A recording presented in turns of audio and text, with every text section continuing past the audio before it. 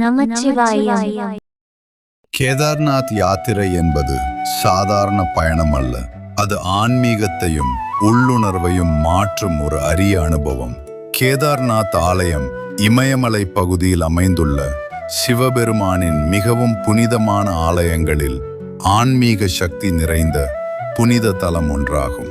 இது இந்தியாவின் மிக புனிதமான சிவத்தலங்களான 12 ஜோதிர்லிங்கங்களுள் ஒன்றாகும். உத்தரகாண்டின் மாநிலத்தில் கார்வால் இமயமலை தொடரில் கடல் மட்டத்திலிருந்து 3583 மீட்டர் 11,755 அடி எனும் பிரமிக்க வைக்கும் உயரத்தில் அமைந்துள்ள இந்த தொன்மையான ஆலயம் அனைத்து ஜோதிர்லிங்க தலங்களிலும் மிக உயர்ந்த இடத்தில் அமைந்திருக்கின்றது. இக்கோயில் பனிபடர்ந்த சிகரங்களாலும் மந்தாகினி நதியாலும் சூழப்பட்டுள்ளது. மந்தாகினி ஆற்றின் தோற்றுவாய்க்கு அருகிலேயே அமைந்துள்ள இந்த ஆலயம் மேகங்களை தொடுவது போன்ற தோற்றத்தை தரும் பனிபடர்ந்த சிகரங்களால் சூழப்பட்டுள்ளது. நீங்கள் அங்கு நின்றிருக்கும் போது அந்த சூழலில் நிறைந்திருக்கும் ஆன்மீக ஆற்றலை உங்களால் நேரடியாகவே உணர முடியும். கேதார்நாத் ஜோதிர்லிங்கத்தின் சக்தி வாய்ந்த மற்றும் அதன் புனிதத்தை நாம் பல புராண கதைகளால் அறிந்து கொள்ளலாம்.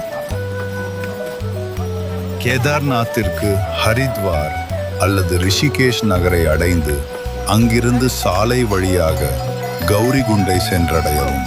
கௌரிகுண்டிலிருந்து கேதார்நாத் ஆலயத்திற்கு 16 முதல் 18 கிலோமீட்டர் தூரம் மலையேற்றம் மேற்கொள்ள வேண்டும். பயணம் தொடக்கம் ஆன்மீக சோதனையாக அமையும். பயணம் நடைபயண அனுபவம். இவ்யாத்திரையானது இமயமலை தொடரின் ஊடாகச் செல்லும் ஒரு சவாலான நடைப்பயணத்தை சுமார் 16 முதல் 18 கிலோமீட்டர் வரை உள்ளடக்கியதாகும். கடினமான ஏற்றங்கள் இந்த நடைப்பயணம் சவாலானது. இந்த உடல் ரீதியான சிரமமானது பின்வருவனவற்றை பிரதிபலிப்பதாக பக்தர்கள் நம்புகின்றனர். அகங்காரத்தை கைவிடுதல், நம்பிக்கையை வலுப்படுத்துதல், ஆன்மீக விழிப்புணர்வு பெறுதல், இயற்கையுடனான பிணைப்பு மாறும். காலநிலை மழை, குளிர், சில சமயம் பனி. தேவைப்பட்டால் குதிரை, பல்லக்கு அல்லது ஹெலிகாப்டர் வசதிகளும் உள்ளன. ஹரஹர மகாதேவ் என்று பக்தர்களின் சரணம். பயணிகள் ஒருவருக்கொருவர் ஊக்கமளிப்பது இந்த யாத்திரையின் அழகான பகுதி. கேதார்நாத் ஆலயம் மகாபாரத காலத்தில் பாண்டவர்கள் பாவ நிவாரணத்திற்காக சிவபெருமானை வழிபட்ட இடமாக நம்பப்படுகிறது. மகாபாரத போருக்கு பிறகு பாண்டவர்கள் சிவபெருமானிடம் தங்கள் பிழைகளுக்கு, பாவங்களுக்கு பரிகாரமாக மன்னிப்பு கோரினர்.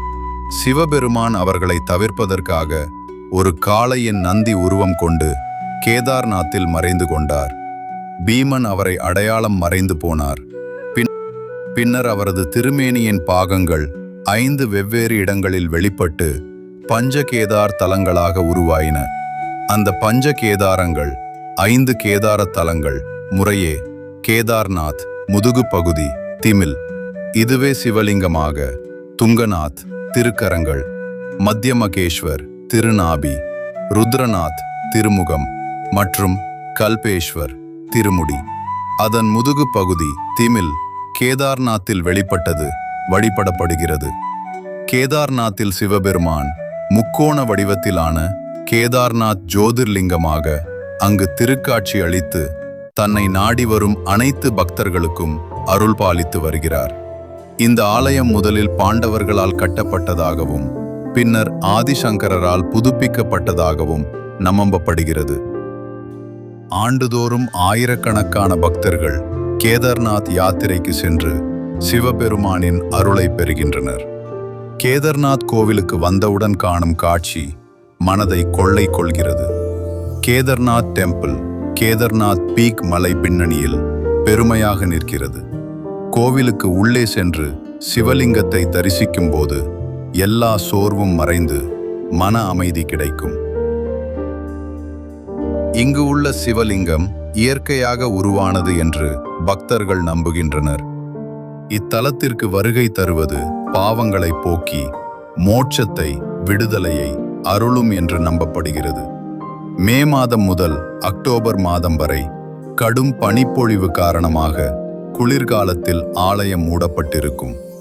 இங்கு நிலவும் அமைதியான சூழல் தியானம், பக்தி மற்றும் மன அமைதியாகி கேதர்நாத் ஆலயம் இந்து சமயத்தின் மிக புனிதமான யாத்திரை தலங்களில் ஒன்றாக திகழ்வதுடன் அளப்பரிய ஆன்மீக, புராண மற்றும் கலாச்சார சிறப்புகளையும் தன்னகத்தே கொண்டுள்ளது. கேதர்நாத் யாத்திரை என்பது வெறும் ஒரு பயணம் மட்டுமல்ல, அது ஆன்ம சுத்திக்கும் முக்திக்கும் இட்டுச் செல்லும் ஒரு பாதையாகவே கருதப்படுகிறது. இது சார்தாம் யாத்திரையின் சார்தாம் யாத்ரா ஒரு பகுதியாகும். ஓம் நமச்சிவாய. ஹர ஹர மகாதேவ். ஹர ஹர மகாதேவ். ஹர ஹர மகாதேவ்.